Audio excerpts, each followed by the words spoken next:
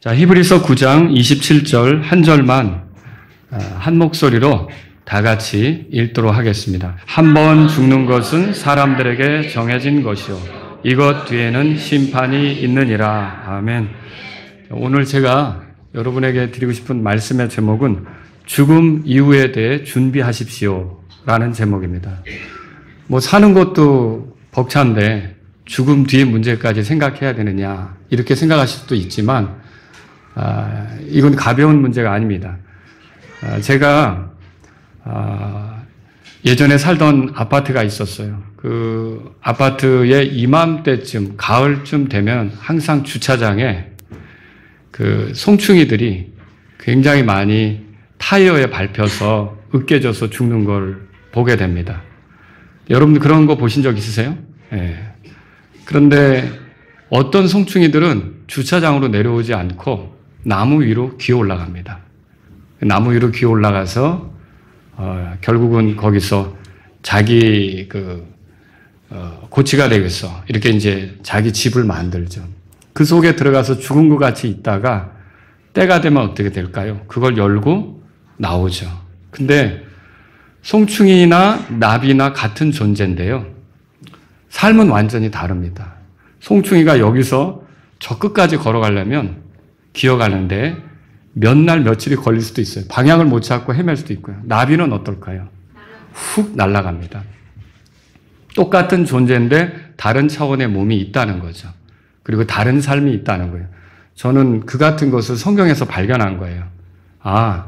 송충이처럼 살다 죽을 수도 있고, 다시 거듭나서 전혀 새로운 삶을 살 수도 있구나. 의미 있는, 가치 있는 삶을 살 수도 있구나. 이걸 성경을 통해 발견한 거죠.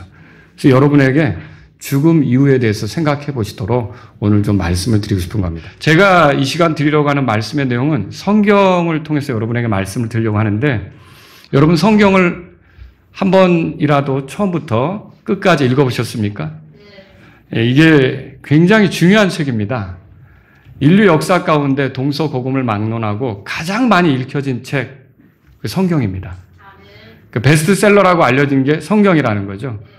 여러분 이 책은 어떻게 보면 인생의 매뉴얼 같아요. 어떤 물건을 샀을 때 그 물건을 그냥 쓰기보다는 매뉴얼을 읽어봐야죠. 그거 읽어보지 않고 물건을 쓰다가는 망가뜨릴 수도 있는 거죠.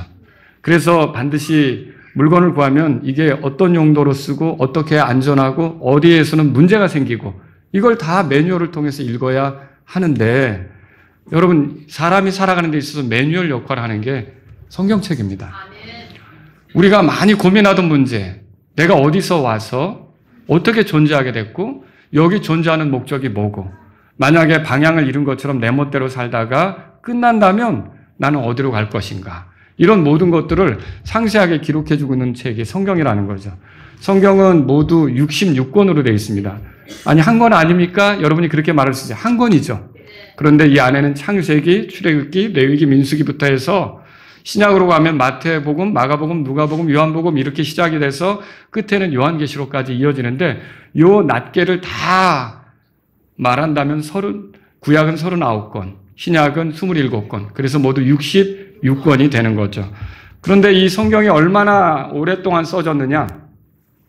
가장 오래전에 써진 책은 BC 2000년경에 써진 욥기입니다. 대개는 창세기가 먼저 써졌지 않았을까 그렇게 생각하지만 욥기가 가장 먼저, 지금부터 약 4000년 전에 써진 거죠. 가장 나중에 써진 책은 요한계시록입니다. AD 95년경에 써졌기 때문에 지금부터 약 한 2000년 전에 써졌다고 볼 수 있는 거죠. 그러면 성경이 기록된 기간은요, 짧은 게 아닙니다.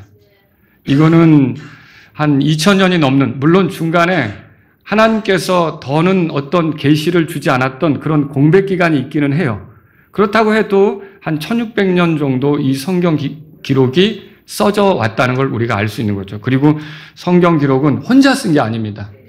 한 40여 명이 넘는 사람들이 쓴 거예요. 그 중에는 왕도 있고 제사장도 있고 예언자도 있고 레위인도 있고 서기관도 있고 학자도 있고 군인도 있고 의사도 있고 어부도 있고 세금 관원도 있고요.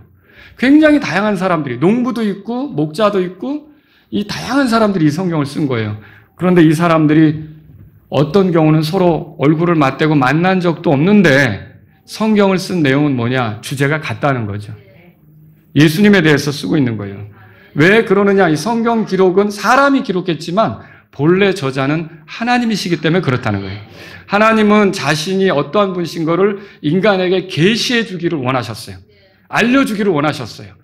보여주기를 원한 거죠. 그런데 그때 다양한 사람들을 불러서 자신이 어떤 분이신지를 이렇게 적게 하신 거죠. 그러다 보니까 결국은 열어보면 주제가 같이 이렇게 흘러가는, 내용이 같이 이렇게, 물론 소재는 다릅니다. 사건이나 이야기들은 다르지만 그렇게 같이 이렇게 주제가 흘러가는 그런 기록이 되었다 말할 수가 있는 거죠. 그럼 구약은 핵심이 뭐냐? 이 땅에 하나님께서 구원자를 보내시겠다는 예언이 들어있어요. 신약은 뭐냐? 그 예언대로 그 약속된 구원자가 이 땅에 오셨다는 거죠. 그리고 그분이 하신 일, 그리고 그분의 영향, 그리고 그분이 다시 오신다, 이런 것들을 기록하고 있다는 거죠. 그래서 여러분이 성경 기록을 한번 필히 읽고 이 세상을 떠나더라도 이 성경 기록을 한번 필히 읽고 여러분이 이 중요한 책을 통해 유익을 얻으실 수 있기를 바랍니다.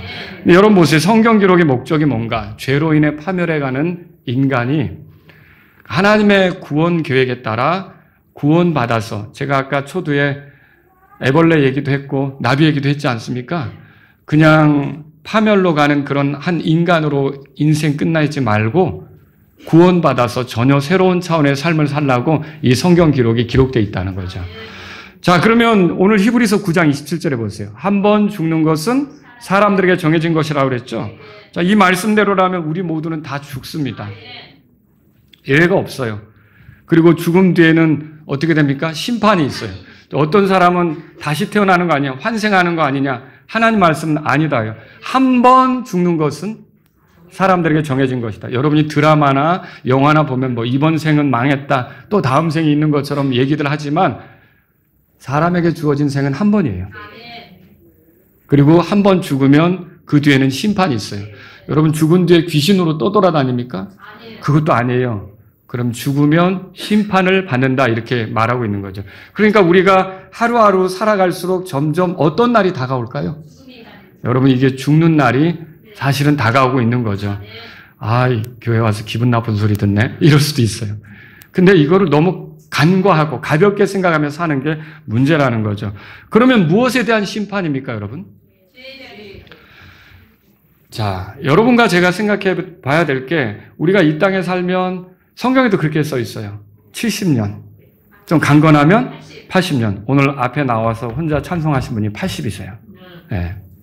그러면 이제부터는 어떻게 보면 성경대로라면 더 덤으로 얻은 것 같은 그런 삶을 사는 거겠죠. 근데 보세요. 70년, 80년 인생을 사는데 이 삶을 살아보기 위해서 여러분이 태어나기 전에 무슨 노력을 하셨는지. 노력하셨어요? 아니요. 이걸 잘 생각하셔야 돼요. 내가 노력해서 얻은 거면 내 삶이에요. 근데 내가 노력해서 얻은 게 아니라 누군가 나를 여기 있게 했다 그러면 여러분은 주어진 삶을 사는 거예요. 내가 만든 삶이 아니라 주어진 삶을 사는 거죠. 그럼 누가 나를 여기 있게 했을까요? 별의별 이론, 별의별 주장 많이 있지만 성경을 보면 하나님께서 우리를 여기 있게 하셨다는 걸 볼 수 있어요. 여러분 창세기 1장 1절에 하나님께서 태초에 하나님께서 하늘과 땅을 창조하셨다 그랬죠? 그러면 우리가 살아가는 이 공간을 우주라고 합니다. 여러분 우주는 한자로 집주를 쓰죠. 이게 굉장히 큰 집이죠. 이 큰 집을 만들어 놓고 사람들을 거기에 살아가게 한 거죠. 근데 지금 히브리서 9장 찾으셨으면 3장으로 가보세요. 옆에 분들이 도와주시면 좋겠습니다. 3장. 여러분 거기에 4절 우리가 한번 읽어보도록 하겠습니다. 4절 다 같이 읽습니다. 이는 모든 집마다 어떤 사람에 의해 지어지지만 오직 모든 것을 지으신 분은 하나님이시기 때문이라. 그러면 우리가 살아가는 이 우주 공간도 누가 지은 겁니까? 하나님이 지으신 겁니다. 그게 뭐가 더 과학적일까? 아니 땐 굴뚝에 연기 나랴, 그 속담 아시죠? 뭐가 있어야 그 어떤 영향을 받고 결과가 나오는 거 아닙니까? 그런데 아무것도 없는 데서 뻥 터져가지고 우리가 여기까지 왔다. 여러분 이거는 정말 생각할 수 없는 거죠. 자, 컴퓨터를 하시는 분들은 하드웨어와 소프트웨어를 압니다. 하드웨어를 잘 만들어 놓으면 하드웨어가 물리적인 거 아닙니까? 그게 오랫동안 이렇게 가면 저절로 소프트웨어가 생깁니까? 아니에요. 아니죠. 그럼 여러분 어떤 물리적인 것이 계속 이렇게 시간이 흐르면 거기에 생각이 탑재되고 어떤 지적인 능력이 나타나고 느끼는 것이 생기고 이렇게 되느냐는 거죠. 아니라는 거죠. 지금 미국에서도요. 이게 저절로 뭐가 이렇게 생겨났다, 스스로 생겨났다 이런 이론은 받아들이지 않습니다. 미국에는 진화론은 한물로 간 걸로 알고 지적 설계론이 그러니까 어떤 지적 존재가 이걸 설계해서 이게 있게 됐다라고 하는 것이 지금 받아들여지고 있어요. 여러분 근데 성경은 뭐라고 말하냐면 하나님께서 만드셔서 우리 모두가 있게 됐다라고 하는 거죠. 자, 여러분 집마다 지은 사람이 있다고 그랬는데 지은 사람들이 있다고 그랬고 모든 것을 지으신 분은 하나님이라고 그랬는데 우리 혼이 여러분 혼이라고 있잖아요. 느끼고 생각하고 판단하고 뭐 좋아할 수도 있고 싫어할 수도 있고 하는 그 혼이 있잖아요. 이 혼이 이 몸을 통해서 살고 있다는 거 아십니까? 이 몸이 어떻게 보면 우리 혼의 집과 같은 거죠. 그러면 이 몸은 우리가 태어나기 전에 준비해가지고 온 겁니까? 아니에요. 누가 주어서 우리 혼이 이 몸 안에서 살게 된 거죠. 물론 살아가면서 이거를 다듬고 관리하면서 더 건강하게 되기도 하고 더 악화되기도 하고 이렇게 되지만 이 몸 자체를 갖게 된 거는 하나님께서 우리에게 주셨기 때문이라는 거죠. 그러면 이렇게 보면요. 엄밀히 말하면 내가 내 삶의 주인이 아니라 하나님께서 살아보라고 기회를 주신 거예요. 이걸 깨닫는 게 지혜예요. 여러분이 어느 회사에 입사했는데 그 회사에서 이력서 보고서 나를 받아줬단 말이죠. 근데 그 회사에 출근해서 회사 일은 안 하고 내일만 한다. 인터넷 쇼핑을 하고 부장님 잠깐 나갔다 올게요. 친구 만나러 2시간 떠돌아다니고 오고 뭐 이렇게 하면 그런 게 반복이 된다. 여러분 회사에서 어떻게 될 것 같아요? 예, 잘리죠. 잘리는 거예요. 그러면 하나님께서 나에게 이 땅에 살아가도록 기회를 주셨는데 그분이 왜 나를 여기 있게 하셨는지에 대해 깊이 생각하지 않고 내 멋대로 산다.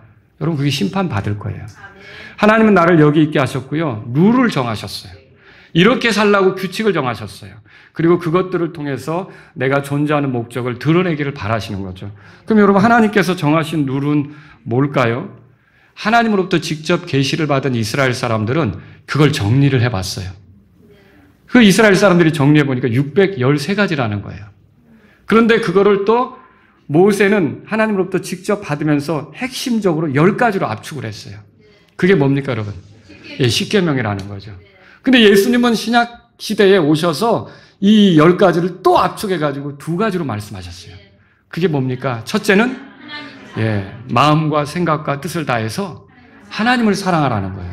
왜? 그분이 나에게 살 기회를 주셨으니까.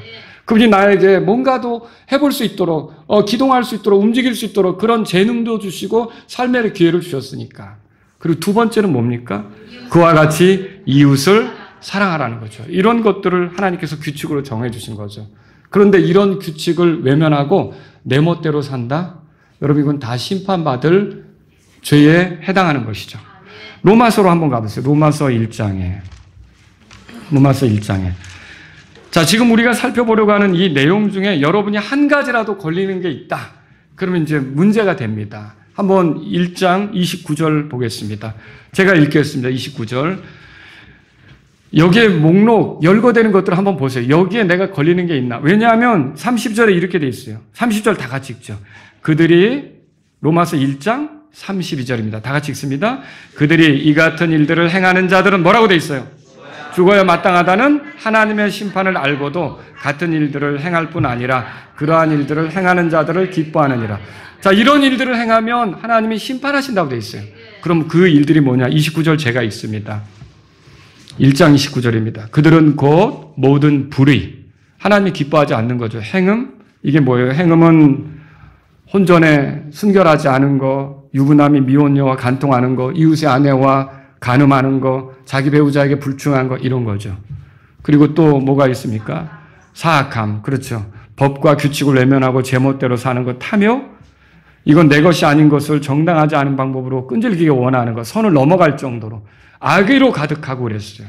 악한 의도로 품고 사는 것, 시기, 여러분, 사람이 시기를 품을 수 있죠. 시기는 뭐예요? 나에게 없는 것으로 배아파하고 힘들어하고 저 사람 때문에 내가 어렵다고 생각하면서 못마땅하게 여기고, 이게 있을 수 있죠. 살인은 뭐예요? 여러분, 누군가를 죽이는 거라고 생각하지만 물론 그것도 그렇죠. 근데 요한일서 3장 15절에 보면 하나님은 사람을 미워하는 것도 살인이다, 그렇게 말하고 있어요.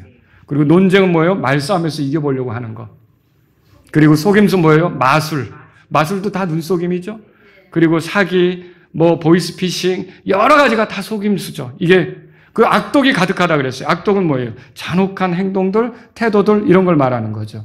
그리고 수군거리는 거라고 그랬죠. 불평하고 감사치 않고 이런 거 많잖아요. 우리가 부부간에도 남편이 아내에게 그냥 불평을 털어놓고 또 누군가에 그 얘기하고 이런 것들. 그리고 여러분, 험담은 뭐예요? 정확한 근거 없이 남에게 피해를 주고자 그것에 대해 떠드는 거예요. 자, 하나님을 미워하는 자요 그랬어요. 하나님에 대해서 얘기하면 왠지 하나님이 내 삶을 간섭할 것 같으니까 도망가고 싶은 거예요. 하나님께서 주신 삶을 살면서 적대시하고 싶은 거죠. 이런 것이 하나님을 미워하는 거예요. 그 다음에 앙심을 품는 자요 그랬어요. 이게 남을 보복하려고 하는 거고요. 교만한 자요 뭡니까? 자기중심적이며 자기를 높이겠다고 남들을 깔보며 무시하는 거죠. 자랑하는 자요. 자랑해 본 적 있으시죠? 대우받고 싶어서, 존중받고 싶어서, 나 알아주길 바래서, 나 이래, 내가 이래봬도 그 왕년의 병이라고 아시죠? 네. 내가 왕년에, 이게 지금은 아닌데, 그래도 뭔가라도 끄집어내서 이렇게 대접받고 싶은 거죠. 그게 자랑하는 자요. 악한 일들을 꾸미는 자는 뭐예요? 자기 이득을 위해 납치하고 폭행하고 인신매매하고 협박하고, 캄보디아에서 요즘 일어나는 일들이죠. 그리고 저는 여러 가지 걸리지만 이게 저한테는 많이 걸렸어요. 부모에게 불순종하는 자요. 예, 제가 이게 어리석은 일이라는 걸, 이게 큰 문제라는 걸 깨닫게 된 거죠.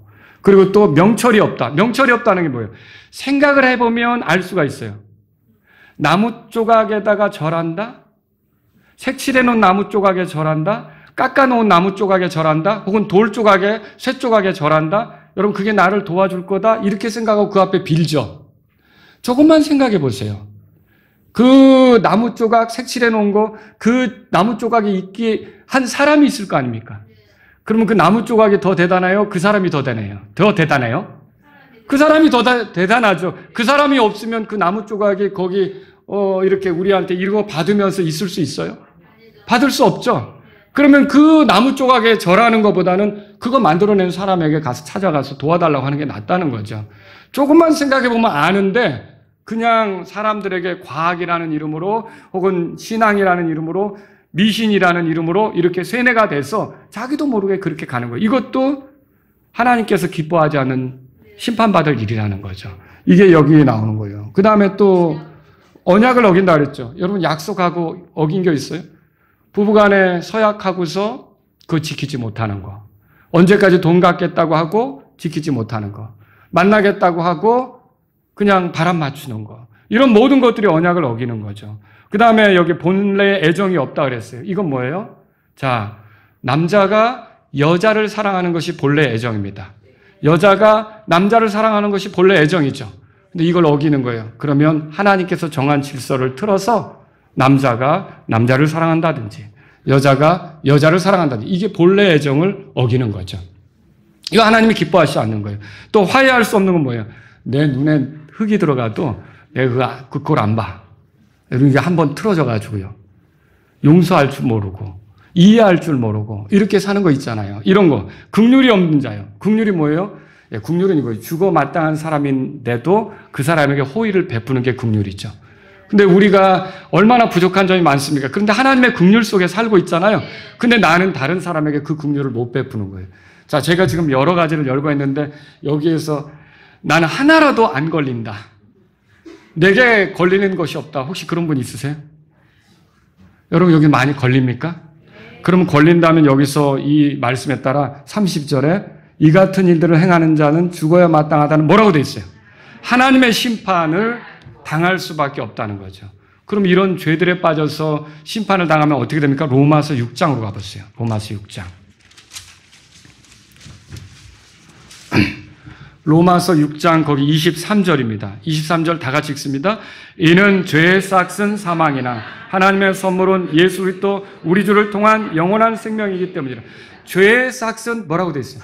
네, 사망이라고 되어 있죠. 여러분이 이마트, 홈플러스 뭐 대형 매장에 가서 물건 살 때 카트 가지고 들어갈 거 아닙니까?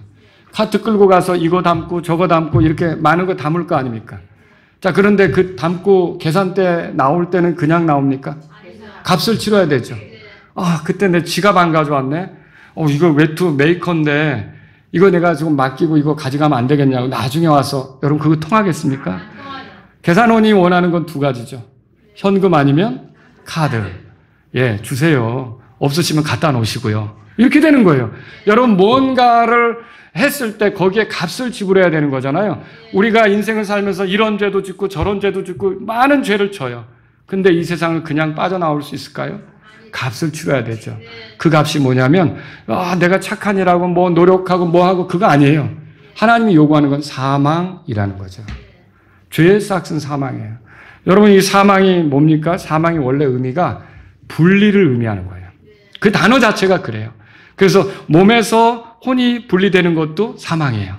이 땅에 살아가는 사람들 가운데서 분리돼서 멀리 혼자 떠나가는 것도 사망이에요. 그래서 노래도 있잖아요. 아이고 아이고 이제 가면 언제 오나 어이야 그거 있잖아요. 그게 사망인 거죠. 그러면 여러분 이게 사망이 여러 가지로 볼 수 있어요. 우선 하나님하고 또 분리된 거예요. 이 사람은 하나님께 속한 걸 알 수 있을까요? 그래서 에베소 2장에 보면 뭐라고 써 있냐면 살아있지만 범법과 죄들 가운데 죽어있는 너희들이라고 돼 있어요. 그럼 그때 죽은 건 몸이 아니라 우리가 영적으로 이제 하나님께 반응하기가 쉽지 않은 그런 상태로 죽어있다라는 얘기죠. 그리고 이렇게 살던 사람이 고집 부리고 죄 가운데서 계속 일관되게 살아가면 육체적 사망을 당하는 거예요. 우리 주변에 돌아다니는 연구차들 그리고 장례식장 여러분이 조문 다녔던 거는 다 이 죽음이 있는 건 결국 사람의 죄 때문에 그렇다는 걸 알 필요가 있는 거죠. 그리고 궁극적인 죽음이 있어요. 이 궁극적인 죽음은 뭡니까? 이 혼이 자기 죄 때문에 지옥으로 들어가는 거예요. 그리고 지옥에서 또 계시록에 읽어보면 불호수에 들어가게 되는 거예요. 또 어떤 성경에는 불못이라고 되어 있죠. 이런 불 가운데 떨어져서 영원히 고통하는 거예요. 여러분과 제가 이 세상을 살면서 아무리 어려워도요, 지옥보다는 낫습니다. 지옥의 고통은 너무 끔찍한 거예요.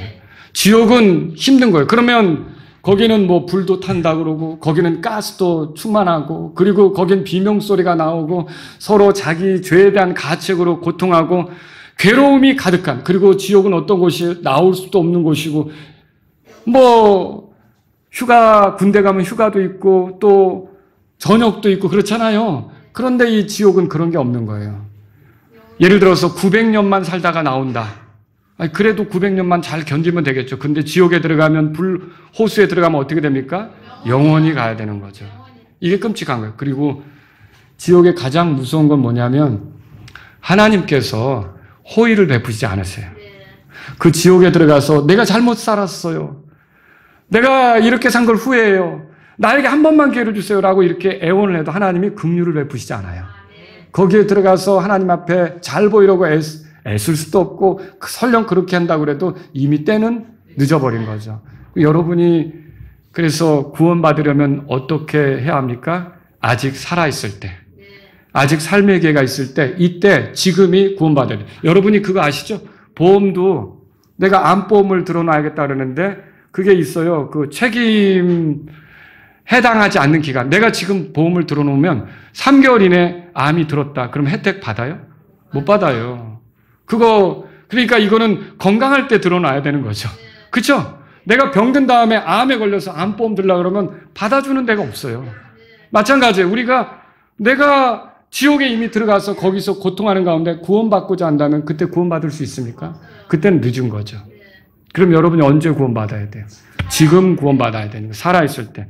그럼 구원이라는 게 뭐예요? 여러분, 물에 빠진 사람 가만히 두면 어떻게 돼요? 익사하죠? 불 속에 들어간 사람 가만히 두면 어떻게 돼요? 가스나 불에 타서 죽는 거죠. 가스 때문에 죽기도 해요. 이 가스가 무섭더라고요. 그런데 이렇게 가만히 두면 죽어요. 그런 것처럼요, 아까 제가 로마서 1장을 통해 죄의 목록들을 여러분 확인하셨잖아요. 그 중에 한 가지라도 걸려서 내가 죄인인데 그대로 간다 그러면 물에 있는 사람을 가만두면 익사하는 것처럼 그 죄 가운데 있는 사람을 가만두면 지옥으로 가게 돼 있어요. 멸망으로 가게 되는 거예요. 파멸로 떨어지게 되는 거죠. 근데 그걸 모르고 아무렇지도 않게 인생을 산다. 그런 사람은 뭐와 같으냐면 저 앞에 낭떠러지 저쪽으로 건너가는 다리가 있는데 철교가 있는데 그 철교가 끊어진 거예요. 그런데 그걸 모르고 이 열차 안에서 웃고 떠들며 즐기는 거죠. 만약에 저 철로 그 다리 건너가기 전에 철로가 다리가 끊어졌다. 그런 걸 안다면 어떻게 될까요? 어떻게든지 거기서 나와야죠. 자, 죄로부터 건져지는 것, 구원받는 게 스스로의 노력으로 가능한가? 여러분, 그러면 목사님, 내가 오늘 이 얘기를 들었으니까 오늘부터 내가 죄 때문에 지옥 가지 않고 하늘나라에 가도록 한번 해보겠습니다. 노력해보겠습니다. 이러면 가능한가? 여러분, 에베소서 찾아보세요. 에베소서 2장입니다.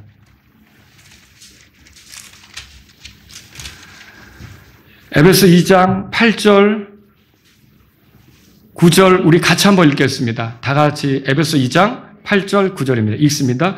이는 너희가 믿음을 통해 은혜로 구원을 받았기 때문이니 그것은 너희 자신에게서 난 것이 아니요 그것은 하나님의 선물이라. 행위에서 난 것이 아니니 이것은 아무도 자랑하지 못하게 하려 함이라. 자, 은혜로 구원받는다는 말이 뭐예요? 여러분, 구원받는데 하나님의 말씀이 은혜로 구원받는다고 그래요. 은혜가 뭡니까? 자격이 없는 자에게 베풀어지는 호의예요. 그러니까 은혜로 받는다라고 하는 건 내가 어떤 자격을 갖추어서 내가 노력해서 구원받는다는 게 아니죠. 내가 이런 하늘나라에 갈 자격이 전혀 안 되는데 그래도 내가 구원받을 수 있단 말입니까? 예, 가능한 거예요. 오늘 말씀은 그렇게 얘기하는 거죠. 은혜로 된다는 게 그거예요. 이 은혜가 되려면 여러분이 수고한 것과 상관없이 믿음으로만 되면 돼요. 그게 나를 위한 것이다. 이렇게 여러분이 인정하고 기뻐하고 받아들이기만 하면 되는 거죠. 또 여기 하나님의 선물이라는 표현도 보세요. 그것은 하나님의 선물이라. 선물이라는 말이 뭐예요? 값을 지불하고. 제가 오늘 예배 드리기 전에 여러분에게 이렇게 가방을 나눠드리는데 갈 때는 얼마씩 그거 주고 가셔야 됩니다. 그러면 여러분 기분 나쁠 거예요. 선물인 줄 알았는데. 그렇죠? 그런데 보세요. 선물이라는 건 뭐예요? 그냥 주는 거예요. 근데 만약에 내가 이 구원을 줄 테니까 네가 값을 치러라 그러면 그거는 매매죠. 구원이 매매입니까? 아니, 구원은 선물이에요. 이걸 여러분이 알으셔야 돼요. 그러면 내가 하나님 앞에 구원받고 하늘나라에 가는데 내가 어떤 값을 치를 필요가 없구나. 그냥 나는 그분이 준비하신 것들을 내가 받으면 되는구나. 아까 다 받으신 것처럼 그렇게 구원에 대해서 또 받아들이면 여러분이 된다는 거죠. 그리고 여기 보세요. 9절에 행위에서 난 것이 아니라 그렇게 돼 있죠. 이 말은 뭐예요? 구원받는데 하나님이 우리 행위를 고려하십니까? 아니에요. 이게 굉장히 중요한 겁니다. 내가 아무리 못 왔어도 내가 아무리 어리석게 살았어도 내가 어떻게 살아왔는지에 대한 행위는 구원받는데 전혀 고려 대상이 아닌 거예요. 그냥 하나님은 이미 내가 얼마나 엉망인지 아셔요. 그래서 어떤 사람은 이렇게 하죠.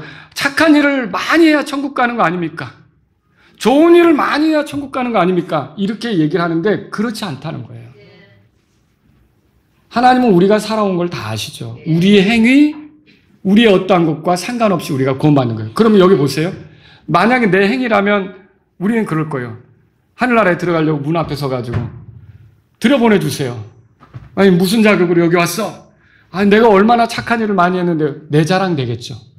근데 9절에 뭐라고 써 있어요? 아무도 자랑하지 못하게 하려 함이라. 내 자랑 얘기하는 걸 하나님이 기뻐하지 않는 거예요.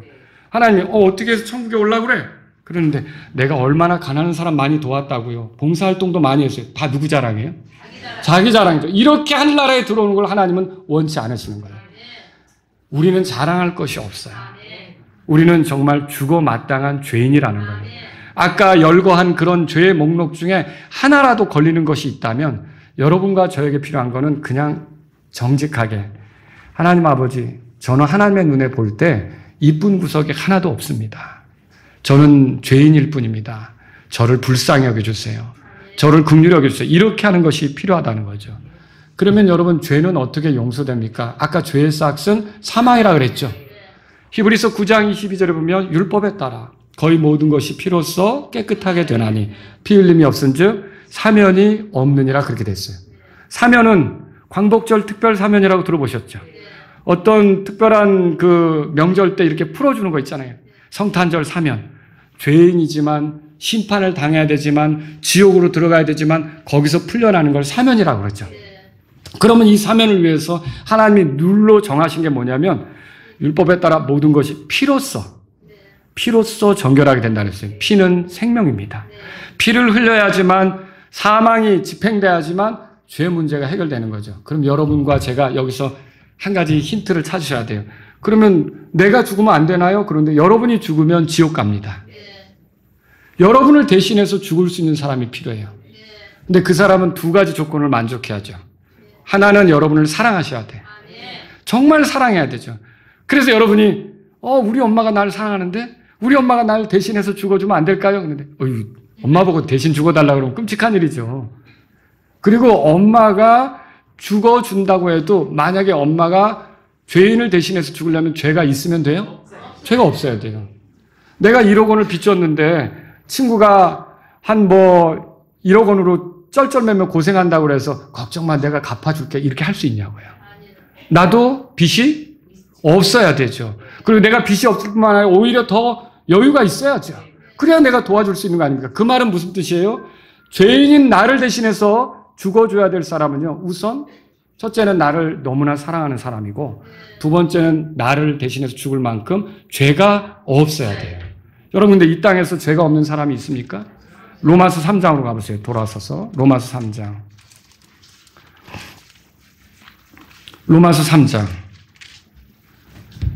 9절에 보세요. 그러면 어떠하냐? 우리가 그들보다 나으냐? 결코 아니라 이는 유대인들이나 이방인들이나 뭐라고 돼 있어요? 모두 죄 아래 있다고 우리가 이미 입증하였기 때문이라. 10절 다 같이 읽습니다. 이것은 기록된 바 의인은 없나니 단 한 사람도 없습니다. 모두가 죄인이라는 거죠. 그러니까 우리를 위해 죽어줄 수 있는 사람을 이 땅에 찾을 수 있습니까? 23절도 보세요. 다 같이 시작. 이는 모든 사람이 죄를 지어 하나님의 영광에 이르지 못하더니. 이 사람 가운데서는 여러분을 대신해서 죽어줄 수 있는 사람은 절대 찾을 수가 없습니다. 근데 하나님께서는 우리를 만드셨잖아요. 하나님께서는 우리를 사랑하시는 거예요. 우리가 죄를 짓고 하나님께 도전하고 우리 멋대로 아까 열거된 그런 것들을 일으키며 살아서 지옥에 떨어질 수밖에 없는 그런 우리들이지만 하나님은 우리를 사랑하시다 보니까 그대로 멸망하지 않기를 원하는 거죠. 그래서 이 땅에 구원자를 보내시는 거예요. 그분이 누구십니까? 예수님이시죠. 요한복음 1장에 가보세요. 그분이 누군가 그분의 정체에 대해서 잠깐 소개해드립니다. 요한복음 1장 1절입니다. 자, 여기 보면 태초에 말씀이 계셨고 그랬죠. 그 말씀이 하나님과 함께 계셨으며 그 말씀이 하나님이셨느니라. 이 말씀은 신적인 특별한 존재를 얘기하는 거예요. 그러니까 말씀이라고 이 이름이 붙여졌지만 이분이 어떻게 보면 하나님이시라고 써 있어요. 그리고 2절에 보세요. 바로 그분께서 말씀께서 태초에 하나님과 함께 계셨느니라. 하나님이신 거예요. 모든 것이 그 말씀에 의해 만들어졌으니 그 소리예요. 만들어진 어떤 것도 그분 없이 만들어진 것은 하나도 없었다. 자, 이 말씀이 있어요. 태초에 우리가 있기 전부터 말씀이라는 존재가 있었던 거예요. 근데 그 말씀이 어느 날 육체가 되셨어요. 사람이 되셨다는 거죠. 그게 14절에 나오죠. 요한복음 1장 14절에 다 같이 보세요. 다 같이 읽습니다. 그리고 말씀이 육신이 되어 우리 가운데 거하심으로 우리가 그분의 영광을 보니 아버지의 독생하신 분의 영광이요 은혜와 진리가 충만하더라. 자, 여기 말씀 보세요. 말씀이 육신이 되었다는 말은 그 신적인 특별한 존재가 우리처럼 사람이 되어서 우리 가운데 거하게 됐다는 거죠. 그리고 그분은 아버지의 여기 독생하신 분이라고 그랬어요. 독생이란 말이 뭐냐면 이게 영어로 누구와 누구를 낳다라고 할 때 사용하는 단어인데 아브라함이 이삭을 낳았다. 그러면 육체로 낳은 거예요? 이삭은 사라가 낳았죠. 근데 아브라함이 이삭을 낳았다라는 말이 있잖아요. 그때 낳았다라는 표현이 여기서 사용된 거예요. 그럼 뭐냐면 이거는요. 이게 사람에 의해서 생겨난 게 아니라 하나님에 의해서 아브라함의 어떠함을 이삭이 잘 드러내는 그런 것처럼 하나님의 어떠함을 잘 드러내는 존재로 이 땅에 오신 게 아버지의 독생자죠. 그분이 누구예요? 예수님이에요. 이 예수님께서 이 땅에 오신데 여러분 예수라는 이름의 뜻 아세요? 마태복음 1장 21절에 보면 예수라는 이름의 뜻을 풀어주죠. 자기 백성을 저희 죄들에서 구원할 자다. 예수라는 이름은 구원자라는 뜻이에요. 그럼 왜 이 예수님이 오셨느냐? 목적은 하나예요. 죽기 위해서 오셨어요. 여러분을 위해서 대신 죽으려고 찾아오신 거예요. 하나님이 죽을 수 있습니까? 하나님은 못 죽죠. 그런데 하나님이신 그분이 사람이 될 때는 피도 흘릴 수가 있고 죽을 수도 있는 거죠. 그래서 이 하나님이 사람으로 오신 분이 예수님이시라는 거죠. 우리가 그분을 이제 하나님의 어떠하심을 잘 드러낸다고 해서 하나님의 아들 그렇게 부르기도 하죠. 그분이 오신 거예요. 여러분, 이분이 우리를 구원하는 데 자격이 있으세요.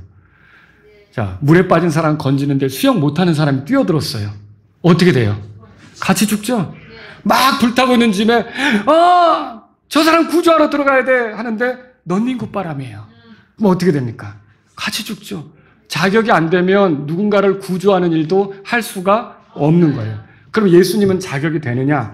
자, 우리를 사랑하는 거 첫 번째 자격이 돼요. 우리를 사랑하세요. 두 번째는 뭐냐면 그분에게 죄가 없어야 되죠? 그분에게 죄가 있어요, 없어요? 요한일서 보세요. 요한일서 3장 찾아보세요. 요한일서 3장 펴보세요. 요한일서 3장. 자, 거기 5절에 보세요. 성경의 여러 구절에서 이것에 대해 말하고 있지만 한 구절만 보고 넘어갈게요. 5절입니다. 다 같이 읽습니다. 이에 그분께서 우리의 죄들을 제거하시려고 나타나신 것을 너희가 알거냐. 여기 그분이 누구예요?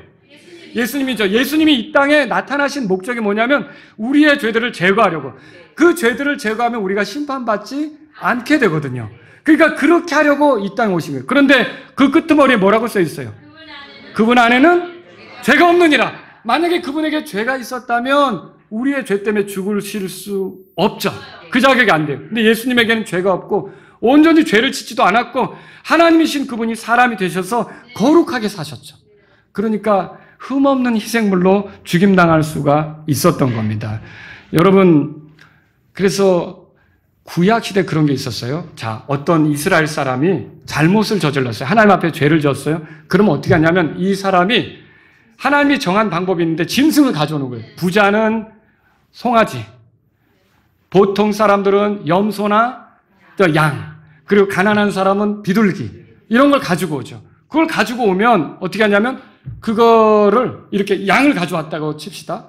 그러면 그 양의 머리에 그 가져온 사람이 머리에 안수를 하는 거예요. 이게 손을 얹는 거죠. 그러면서 자기의 죄가 이 양에게 넘어가는 거예요. 말하자면 그래서 그 양을 결국은 그 가져온 사람이 이제 결국 희생물로 내놓는데 목을 이렇게 날카로운 걸로 이렇게 뚫으면 거기서 피가 쏟아질 거 아닙니까? 제사장 그 피를 받아서 제단에 이렇게 뿌리는 거예요. 그리고 그 짐승은 이제 제단에 올려놓고 태우는 거죠. 그러면 그렇게 하게 되면 어떻게 되느냐? 제사장이 이제 당신의 죄는 다 사해졌다. 이렇게 하고 돌려보내는 거죠. 자, 이 사람이 죄를 졌는데 누가 죽었어요? 양이 죽었죠. 근데 하나님이 볼 때는 동일시하는 거예요. 그래서 이 사람의 죄를 이 양이 대신 죽은 걸로 이렇게 이제 사망이 치러진 걸로 인정을 하셔서 이 사람은 계속 살아갈 수 있게 해주시는 거죠. 자, 그런데 우리의 죄들로 인해 우리가 죽을 수밖에 없는데 하나님이 우리를 사랑하셨잖아요. 하나님이 우리를 위해 어린 양을 준비했어요. 우리의 죄 때문에 희생당하는 어린 양. 그 어린 양은 그래서 하나님의 어린 양 그렇게 불러요. 그래서 침례자 요한이 예수님이 지나갈 때 뭐라 그랬냐면 보라, 세상 죄를 제거하는 하나님의 어린 양이다. 하나님의 어린 양을 보라 그랬잖아요. 그 예수님께서 하나님의 어린 양이 되시는 거예요. 예수님이 이 땅에 와서 좋은 일 많이 하셨죠. 여러분이 알고 있는 대로 병자들도 고치고 마귀들도 내쫓고 뭐 좋은 말씀으로 가르치시기도 하고 굶주린 자들을 먹이기도 하시고 위기에 쌓인 사람들을 구조해 주시기도 하고 그런 거 있었잖아요. 죽은 자도 살리고. 근데 그 예수님이 하신 일 중에 우리를 위해 가장 좋은 일은 뭐냐? 하나님의 어린 양으로서 십자가에서 죽으시는 거죠. 여러분 성경을 찾아보세요. 베드로전서 2장입니다. 베드로전서 2장. 베드로전서 2장. 자, 24절입니다. 24절. 다 같이 이 말씀 다 같이 읽겠습니다. 그분께서 친히 나무에 달려, 여기 그분은 누구예요? 예수님이죠. 친히 나무에 달렸다는 게 뭐예요? 십자가에 달렸다는 거죠. 그럼 거기서 죽은 거 아닙니까? 자신의 몸에 우리의 죄들을 지셨으니. 그리고서 뭐라고 돼 있어요? 이것은 우리가 죄들에 대하여 죽고, 이 말이 뭐예요? 죄와 상관없는 사람이 되는 거죠. 그리고 의에 대하여 살게 하여 하심이라. 그분께서 채찍에 맞으심으로 너희가 고침을 받았다. 죄의 병이 들어 죽어가는 우리들이었는데 결국 그분이 고난받아서 우리가 고침을 받고 영원히 살아갈 수 있는 사람들이 된 거죠. 여러분, 이게 얼마나 놀라운 일입니까? 결국 예수님께서 죽으시고 묻히시고 부활하신 것이 우리의 죄 때문에 있었다는 거죠. 예수님이 십자가에서 피 흘리셨는데 이 피는 죄인들을 위해 흘려주는 피였다는 거죠. 그리고 이 피의 공로로 결국 어떤 죄인이든지, 여러분이 지금까지 어떻게 살아왔든지 이 피 흘리신 예수님을 나의 구조자, 나의 구원자 이렇게 믿으시면 그 사람은 모든 죄들을 용서받습니다. 과거의 죄, 현재의 죄, 내가 죽을 때까지 한 인간으로 살아가면서 지을 수 있는 한 인생으로서의 지을 모든 죄들을 다 용서받습니다. 기억나는 죄, 기억나지 않는 죄, 누구한테 이미 야단 맞은 죄, 아무도 모르는 죄, 모든 죄들이 다 용서받는 거죠. 아니, 목사님, 내가 지금까지 살아오면서 지은 죄들이 용서받는 건 아는데 앞으로 짓지 않을 죄도 어떻게 용서된단 말입니까? 예수님이 피 흘리실 때는요, 여러분이 태어났었습니까? 아직 태어나지 않았지만 그때 이미 그 피로 여러분의 인생에 관한 모든 죄들을 다 해결해 주시는 거예요. 여러분, 이거 믿으십니까?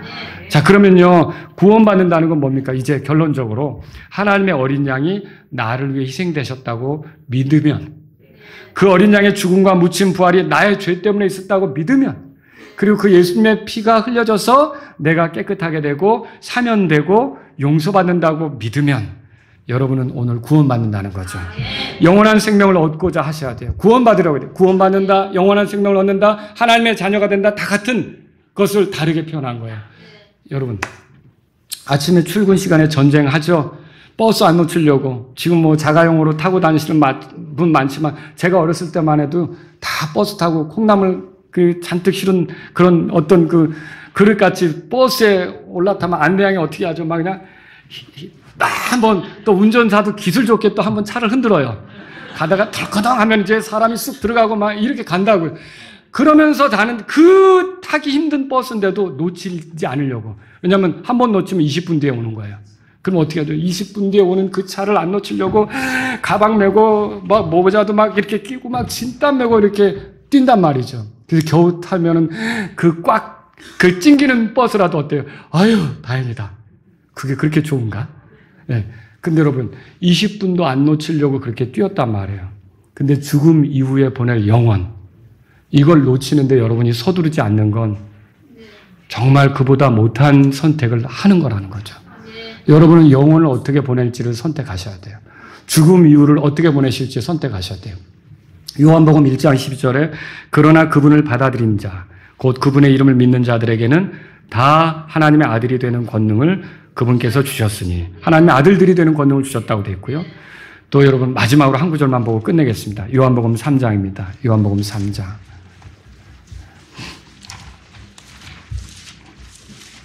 그래서 이 말씀이 나온 거예요. 이건 예수님이 하신 말씀이에요. 그래서 이렇게 써 있죠. 3장 16절입니다. 16절 다 같이 읽겠습니다. 16절 읽겠습니다.